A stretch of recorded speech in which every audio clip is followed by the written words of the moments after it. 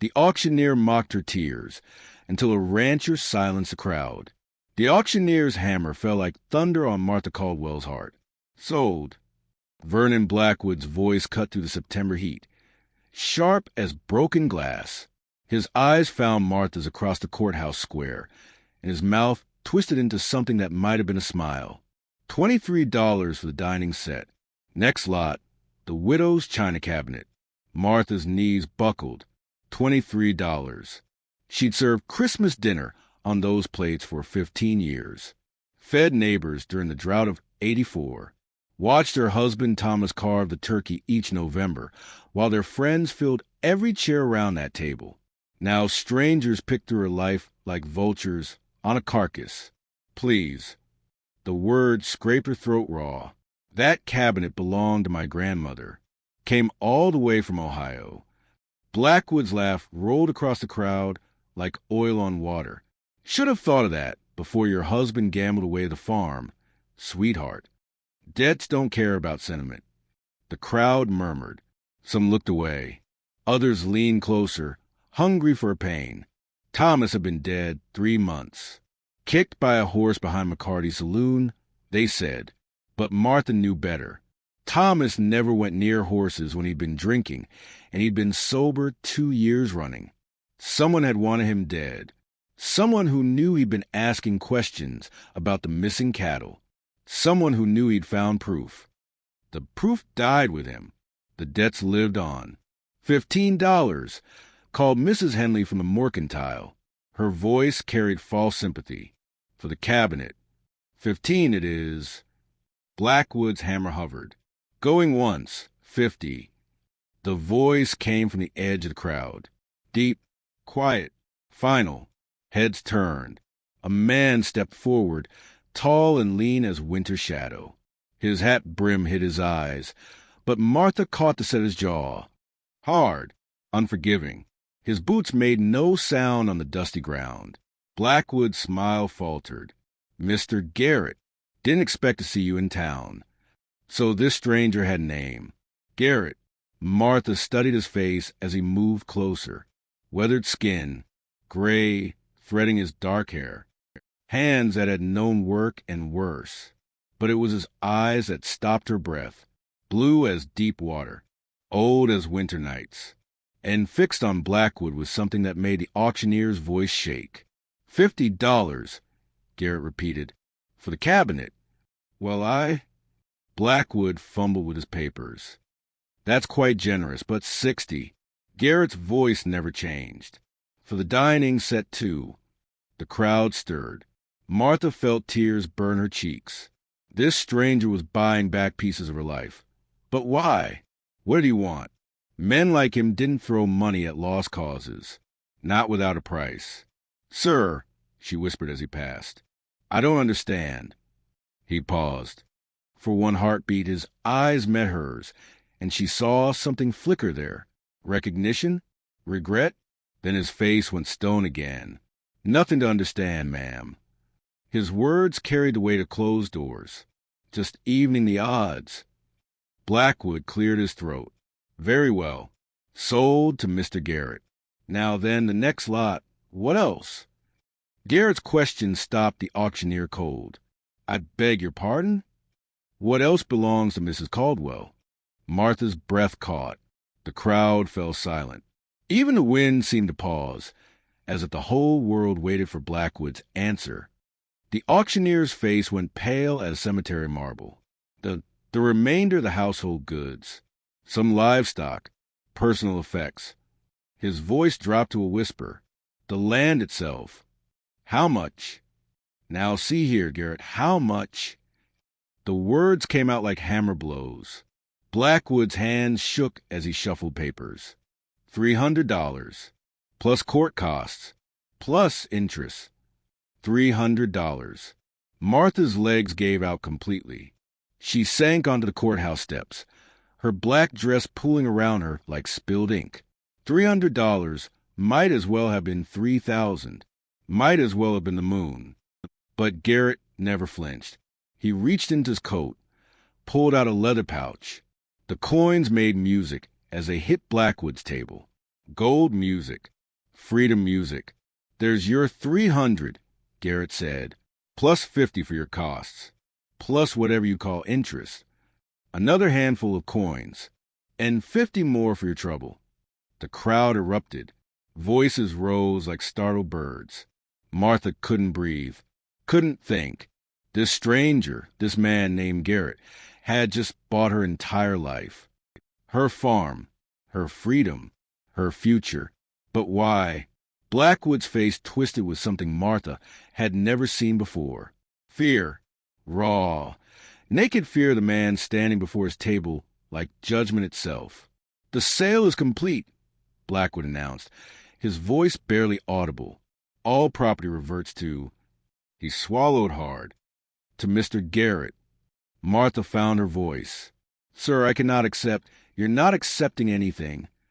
Garrett's eyes found hers again, and this time she saw something that made her heart skip. Kindness. Buried deep, scarred over, but real. "You're earning it. That farm needs work. I need someone who knows the land." It wasn't charity. It was a lifeline disguised as business. The crowd began to disperse, their entertainment over.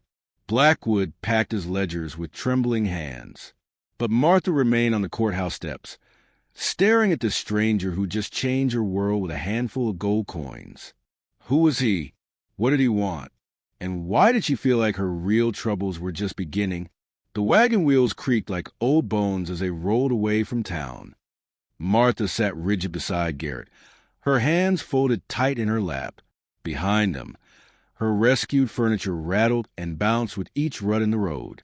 The dining table, the china cabinet, pieces of her old life riding toward an uncertain future. "They're watching," she whispered. Garrett's eyes never left the trail ahead. Let them watch. Through the wagon's side mirror, Martha caught glimpses of faces in doorways. Mrs. Henley from the Mercantile, Doc Patterson. Even Reverend Mills stood in the shadow of his church, his expression unreadable. Their stares followed the wagon like accusations. The widow Caldwell, riding off with a stranger. What would people say? Martha knew exactly what they'd say. The same things they'd whispered after Thomas died. Poor woman. Can't manage alone. Should have sold and moved back east where she belonged. Now they'd add new poison to their talk. Shameful. Desperate. No better than she should be. "You don't owe them explanations," Garrett said, as if reading her thoughts. "I've lived here 12 years. These are my neighbors. Neighbors don't let vultures pick your bones clean." His words carried old bitterness. Martha studied his profile as the wagon climbed into the hills. Strong jaw, weathered skin, lines around his eyes that spoke of long years under hard sun. But it was the set of his shoulders that told the real story. A man carrying weight that wasn't meant for one person. Why? The question escaped before she could stop it. Why help me? Garrett's hands tightened on the reins. For a long moment, only the wagon wheels answered. "Had a sister once," he said finally. "Sarah. Married a farmer outside Tucson. Good man. Honest." His voice went flat as desert stone. When he died, the town banker found ways to take everything. Legal ways. Sarah ended up... He shook his head. "Doesn't matter what she ended up. Matters that I wasn't there to stop it." Martha felt something twist in her chest. Not pity, recognition. The sharp ache of chances lost and words unspoken. "I'm sorry." "Don't be. Just be careful who you trust." The trail wound higher into pine country. Martha breathed the clean air, letting it wash away the courthouse dust and Blackwood's cruel laughter. But Garrett's warning echoed in her mind. Trust. Such a small word for such a dangerous thing. "Is that what you're asking me to do?" she said. "Trust you?" His laugh held no humor. "Lady, I wouldn't trust me if I were you." The honesty hit her like cold water. Most men would have made promises, offered reassurances, sweet words to ease her fears. But Garrett gave her truth instead, sharp-edged and uncomfortable as broken glass. Somehow, that made her trust him more. The sun climbed toward noon as they crested a ridge.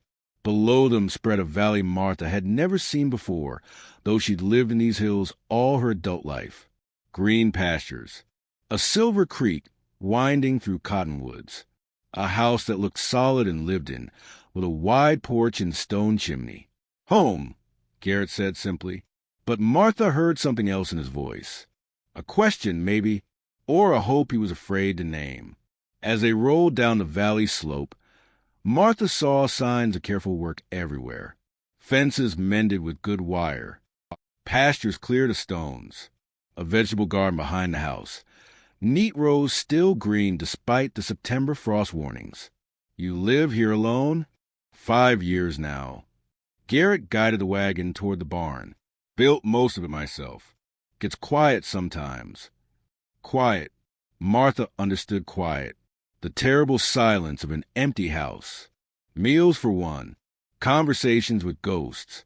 The way loneliness could fill up every corner until you forgot how to breathe around other people. A dog appeared from behind the barn, tail wagging, brown and white with intelligent eyes. It bounded toward the wagon, then stopped short at Martha's scent, head tilted in curiosity. "That's Scout," Garrett said. "He'll warm up to you." The dog approached cautiously, sniffing Martha's extended hand. After a moment, his tail resumed wagging. She scratched behind his ears, surprised by how good it felt to touch something alive and warm. "Been a while since you had company," she observed. "Been a while since I wanted company." The words hung between them as Garrett climbed down from the wagon. Martha watched him move, noting the slight favor to his left leg, the careful way he lifted her dining table. This man had scars, not just on his body, but deeper, the kind that made people choose isolation over risk. Just like her, Mrs. Caldwell. He stood beside the wagon, offering his hand. "Welcome to the Lazy G." She hesitated. Once she climbed down, once her feet touched this ground, she'd have crossed a line. No going back to town. No returning to the life she'd known, poor as it was. But what choice did she have? Blackwood had made sure of that. She took Garrett's hand. His fingers were callous, strong, warm despite the mountain air. He helped her down with careful courtesy, as if she were made of fine china instead of frontier-hardened determination. "The house is yours," he said, releasing her hand. "I'll take the bunkhouse." "That's not necessary. It is." His tone brooked no argument. "People will talk enough as it is. No need to give them ammunition." So he understood the delicate position they were both in, a widow and a bachelor, living on the same land. In town, tongues would already be wagging. Out here they had space to breathe, to figure out what this arrangement really meant. But as Martha looked around the peaceful valley, she couldn't shake the feeling that someone was watching from the ridge above. A glint of metal, a shadow that moved wrong. She shivered, pulling her shawl closer. "Cold?" Garrett asked. "No." Martha looked back toward town, hidden now behind the hills. "Just wondering if we're as alone out here as we think." Garrett followed her gaze. His jaw tightened. When he spoke, his voice carried the weight of old troubles. "Out here, Mrs. Caldwell, alone is all we've got. 2 weeks passed like desert rain, sparse and precious. Martha found rhythm to work. Morning chores, tending the vegetable garden before frost claimed it, mending clothes by lamplight while Garrett sat across the kitchen table, cleaning his rifle or reading from a worn leather journal. They spoke little, but silence between them felt different now, not empty, full of things waiting to be said. Tonight, October wind rattled the windows. Martha stirred the fire, watching sparks dance up the chimney. Garrett sat in the old rocking chair Thomas had made, the chair she'd insisted on bringing from town. His fingers traced the smooth armrests, and Martha wondered what he saw there. "Your husband was a craftsman," he said finally. "Thomas could make anything with his hands. Tables, chairs, even carved me a music box for our first anniversary." Her voice caught. "Had a little bird inside, that sang when you opened the lid. What happened to it? Sold it last winter. Needed money for medicine when Thomas took sick. She pressed her lips together. Foolish, maybe, but a song box can't cure fever. Garrett's eyes found hers across the firelight. Nothing foolish about choosing what matters. The flames jumped higher, casting dancing shadows on the log walls. Martha felt something loosen in her chest. For weeks, she'd carried the weight of that choice. Selling the music box. Watching Thomas grow thin and gray despite all her efforts. Failing to save the one person who'd mattered most. Tell me about the farm, Garrett said, before Martha closed her eyes, remembering 80 acres of good land, creek running right through the middle. Thomas grew wheat mostly. Some corn. We had chickens. A milk cow named Bessie who gave more cream than any cow had a right to. She smiled despite herself. Thomas used to say she was spoiled rotten. Fed her apple cores from my hand every morning. Sound like a good life. It was, for a while. Martha's smile faded. Then the cattle started disappearing. First from the Henderson place. Then the McKinneys. Then us. Always at night. Always without a trace. Garrett went very still. How many head? Thomas lost 12 steers over 2 months. Prime stock. Worth good money. Martha watched his face in the firelight. Something flickered there. Recognition? He thought it was rustlers at first. Then he found tracks leading toward town instead of away. Town. Vernon Blackwood owns the biggest ranch in 3 counties, the Double B, but he also runs a cattle buying operation for the railroad. Martha's voice turned bitter. Convenient, isn't it? Cattle disappear from small ranchers. Blackwood suddenly has extra stock to sell. Garrett's jaw tightened. You think Blackwood was stealing cattle? Thomas did. He spent weeks watching, following tracks, making notes in that journal of his. Martha's hands twisted in her lap. The night he died, he told me he finally had proof, real proof, enough to bring to the territorial marshal. What kind of proof? I don't know. He hid the journal. Said it was safer if I didn't know where. Tears burned her eyes. Next morning, they found him behind McCarty's saloon. Skull crushed. Horse spooked, they said. But Thomas never went near horses when he'd been drinking, and he hadn't touched liquor in 2 years. The fire popped. Scout raised his head from his spot by the hearth, ears pricked. Then he settled back down with a soft whine. Garrett rose from his chair, moved to the window. He stood there a long time, looking out at the darkness. When he spoke, his voice was quiet as winter snow. Had a partner once, down in Arizona. Good man, honest lawman. Started asking questions about missing silver shipments. He turned back to Martha. Found him face down in an arroyo. Rattlesnake bite, the coroner said. Funny thing about that snake, though, it bit him twice, once in the back of the neck. Martha's blood went cold. I think honest men who ask inconvenient questions tend to bad luck.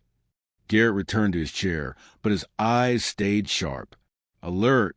Your husband found something that scared powerful people. Now you're living under protection of a man who just humiliated Blackwood in front of the whole town. The implications hit Martha like a physical blow.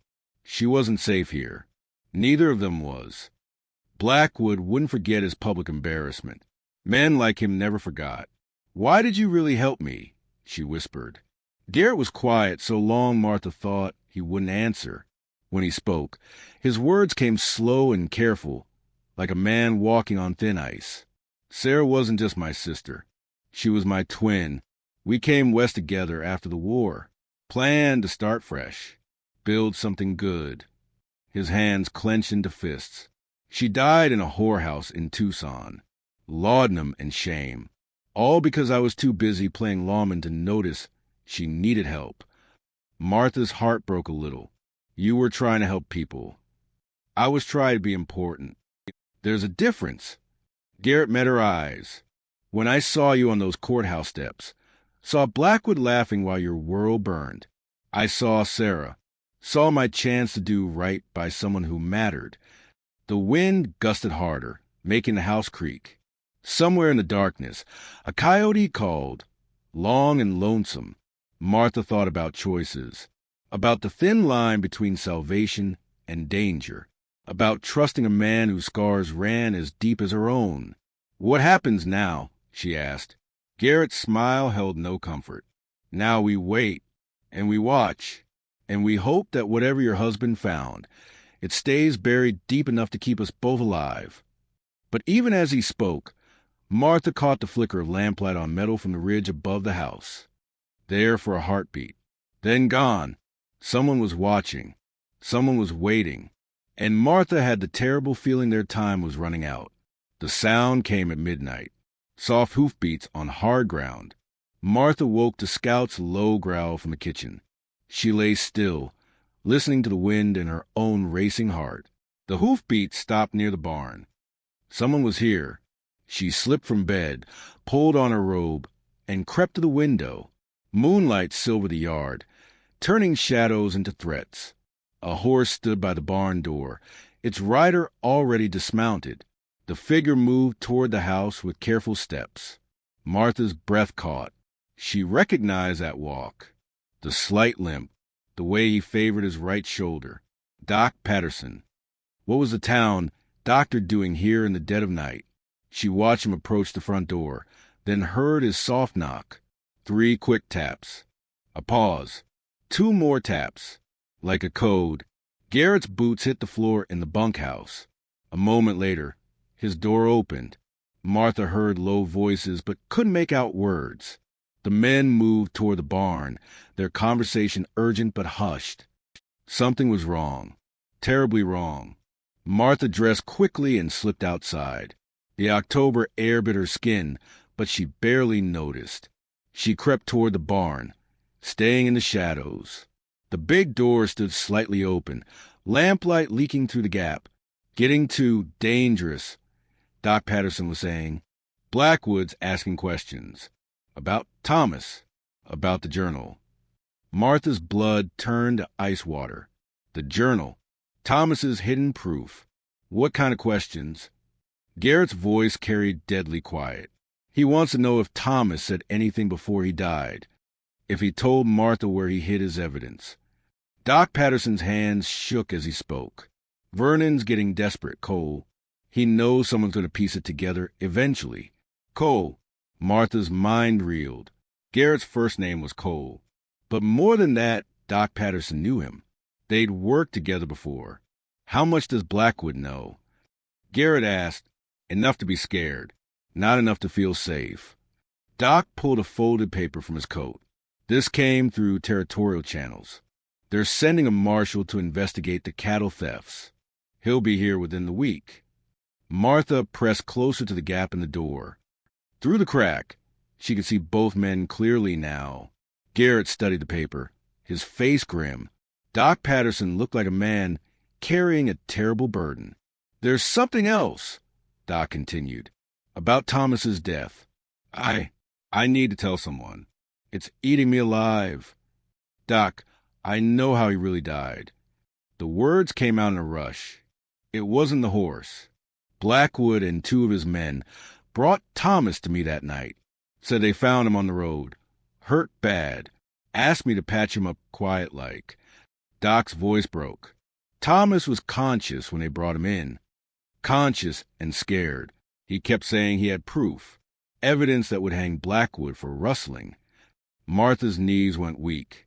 Thomas had been alive. Hurt, but alive. What happened? Garrett's voice was barely a whisper. I went to get my supplies. When I came back, Doc wiped his eyes with shaking hands. Thomas was dead. Skull caved in. Blackwood said the horse had kicked him again. Said sometimes injuries look better than they are. But you knew different. I knew Thomas never went near horses when he was drinking. And I knew he'd been sober for years. Doc's shoulder sagged. But I was scared, Cole. Blackwood owns half the county. He could ruin me with a word. So I signed the death certificate. listed it as accidental death by horse kick. Martha bit her knuckle to keep from crying out. They'd murdered Thomas. Blackwood and his men had killed her husband in cold blood, and Doc Patterson had helped them cover it up. Where's the journal now? Garrett asked. I don't know. Thomas hid it before they brought him in. He was delirious, but he kept mumbling about the music box over and over. Tell Martha to check the music box. Doc looked confused. Do you know what that means? The music box. Martha's hand flew to her throat. Thomas's last words had been about the music box she'd sold for medicine money. But why? What did it have to do with his evidence? Then she remembered the little bird inside that sang when you lifted the lid. But there had been a secret compartment underneath the bird. Thomas had shown her once, years ago, a tiny space where he'd hidden her wedding ring during a particularly hard winter, keeping it safe until better times came. The journal wasn't hidden somewhere on the farm. It was hidden in the music box. The music box she'd sold to Mrs. Henley at the mercantile. Doc, Garrett said quietly, you need to leave town.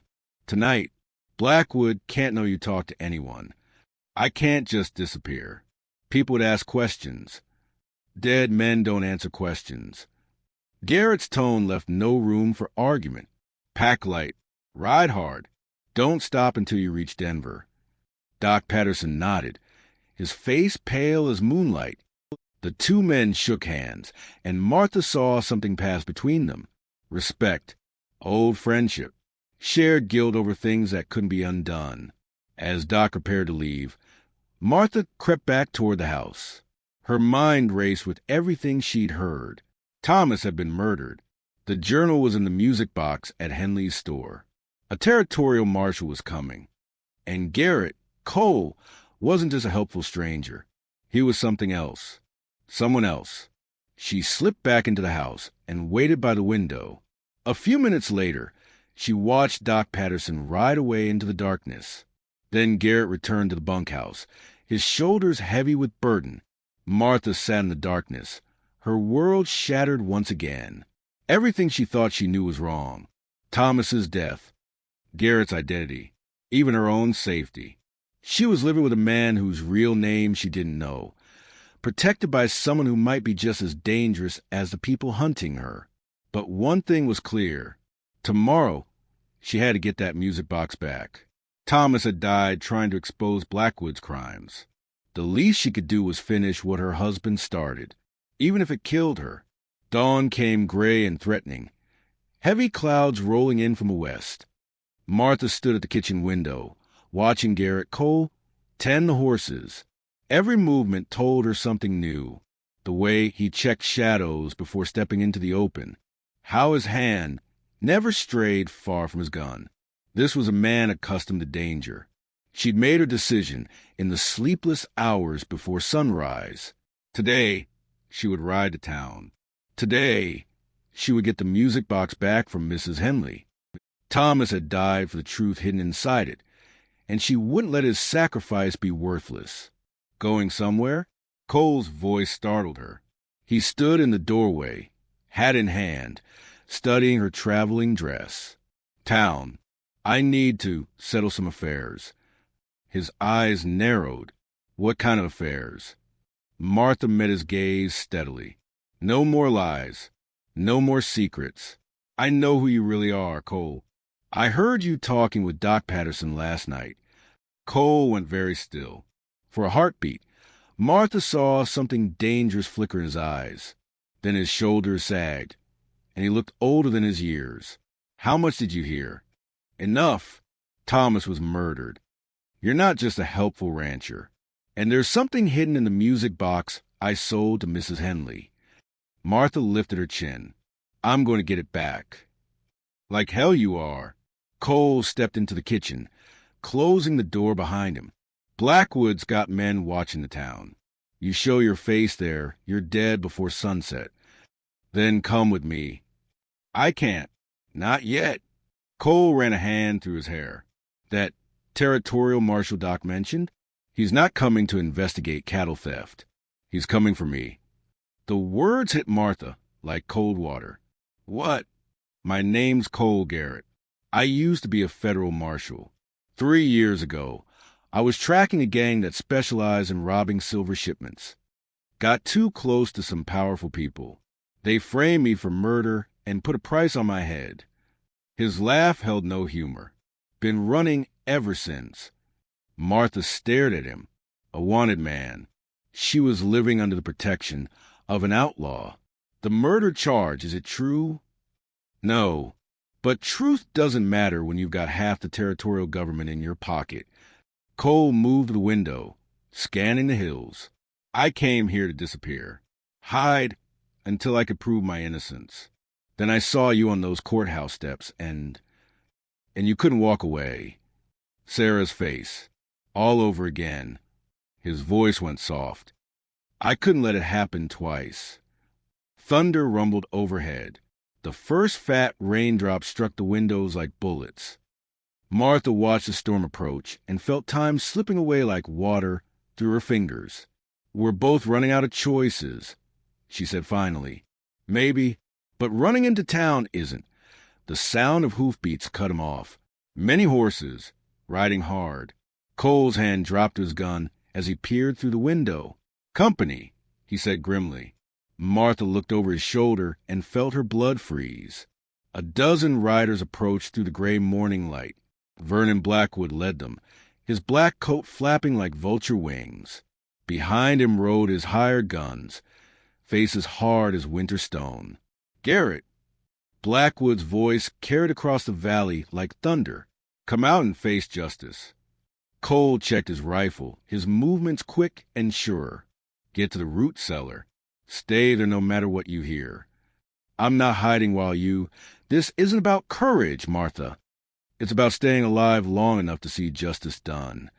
His eyes met hers, and she saw the truth there. He didn't expect to survive this. Cole Garrett. Blackwood called again. You're wanted for murder in Arizona territory. Come out peaceful, and a woman doesn't have to suffer for your crimes. Martha's heart hammered against her ribs. They knew. Somehow, Blackwood had learned Cole's real identity. How? She whispered. Cole's face went grim as death. Doc Patterson. They must have caught him before he could get away. The riders spread out in a rough semicircle around the house. Martha counted 12 men, all armed, all ready to kill. Last chance, Garrett. Cole moved to the front door, rifle in hand. Stay in the cellar, Martha. No matter what happens. Promise me. She wanted a promise. Wanted to hide like he asked. But as she looked at this man who'd saved her from destitution, who'd given her hope when she had none left, Martha knew she couldn't abandon him. Thomas's journal, she said suddenly. If it contains proof that Blackwood's been stealing cattle, murdering people, won't matter if we're dead. But what if we're not? Martha grabbed his arm. What if there's another way? Before Cole could answer, Blackwood's voice cut through the air again. Mrs. Caldwell, I know you're in there. This man is a killer, a fugitive from justice. Come out now, and I'll see you're treated fair. Martha met Cole's eyes. In them, she saw desperation, determination, and something else. Something that made her heart skip. Do you trust me? She asked. With my life. Then follow my lead. Martha smoothed her skirt, straightened her shoulders, and walked toward the door. And be ready to ride hard when I give the signal. She stepped onto the porch, hands visible, face serene as Sunday morning. But her mind raced with desperate plans and dangerous hopes. The storm was about to break. Thunder and lightning, justice and vengeance, all colliding under the gray October sky. But Martha had learned something important in these past weeks. Sometimes the only way out of the storm was straight through its heart. Mr. Blackwood, she called across the yard, her voice steady as stone. I believe we need to talk. The rain began to fall harder, and in the distance a coyote howled, long and lonesome and wild.